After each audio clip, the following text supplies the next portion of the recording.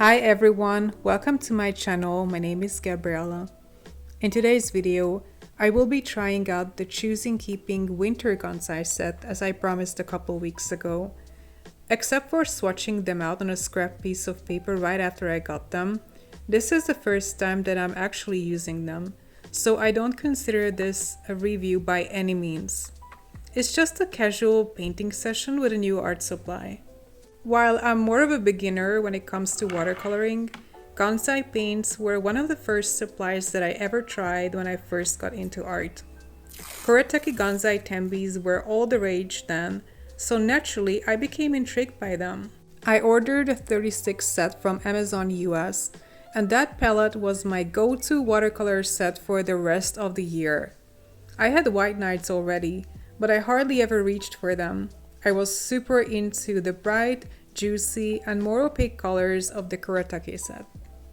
Eventually, I moved on to other media, and I haven't been using gansai paints much in the past 4 years, but I've had my eyes on the Choosing Keeping palettes for a while. It wasn't essential or super urgent for me to get a new set, and I knew I didn't want to pay the extra costs for shipping. Since I frequently visit London, I simply decided to get one the next time I was there. These palettes come in all kinds of themes. I've seen sumi ink and a pastel version even, a floral set, but probably the best known ones, or the ones that went viral here on YouTube a couple of years ago, are the Seasons palettes. One palette for each season with no duplicate colors.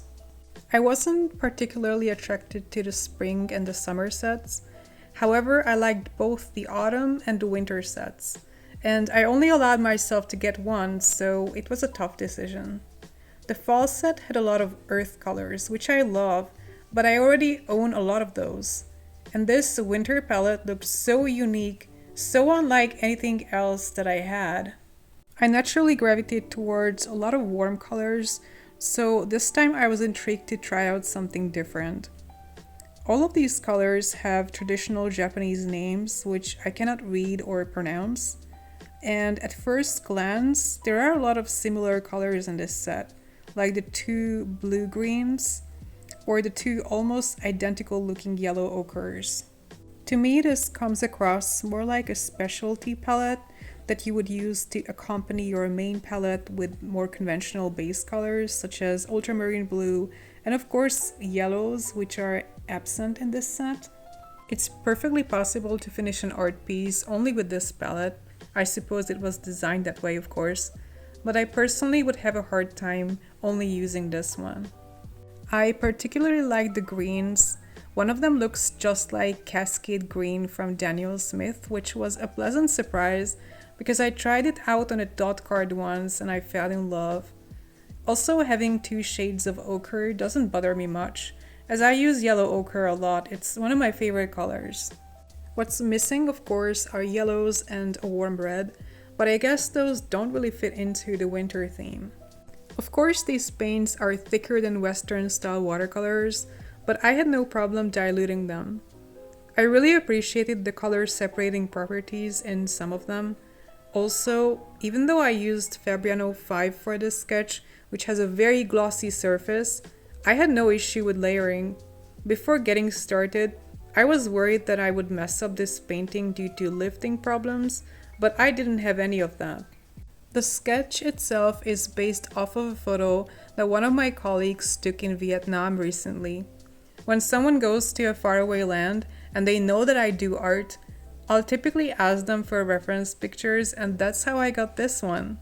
The original photo had a very cool color theme, even though it was taken in spring, so I thought it would be the perfect choice to try out my winter palette.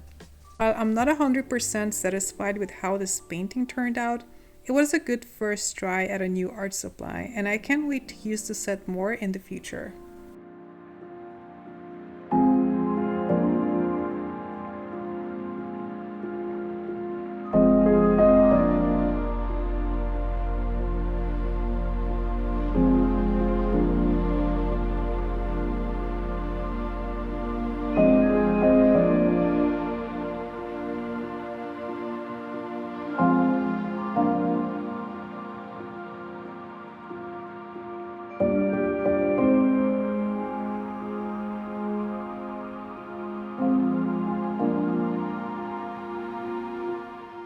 Also, a bit of a life update.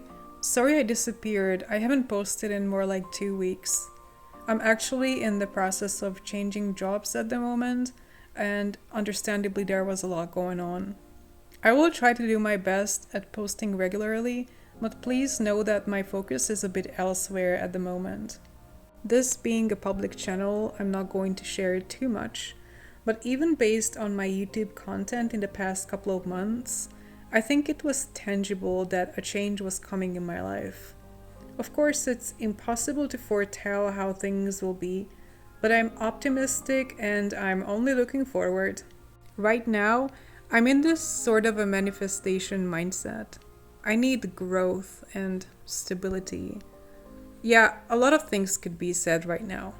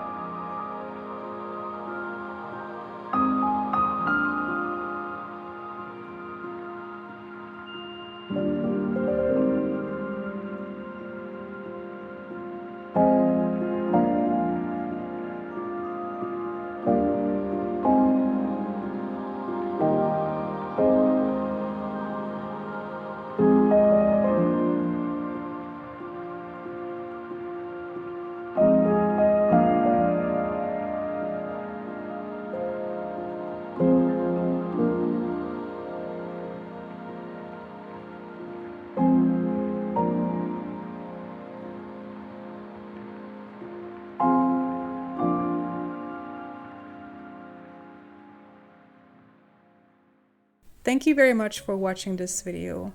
I have a lot of plans for upcoming uploads. Let's see how I'll manage to film and edit everything. Lately I've been struggling with my schedule a bit, but I'm constantly thinking of future projects. I haven't forgotten about the block comparison video. It's coming. It's a bit more time consuming to make than an average speed paint, let's say, but it's definitely coming, so stay tuned for that. Thanks again for being here and see you next time. Bye!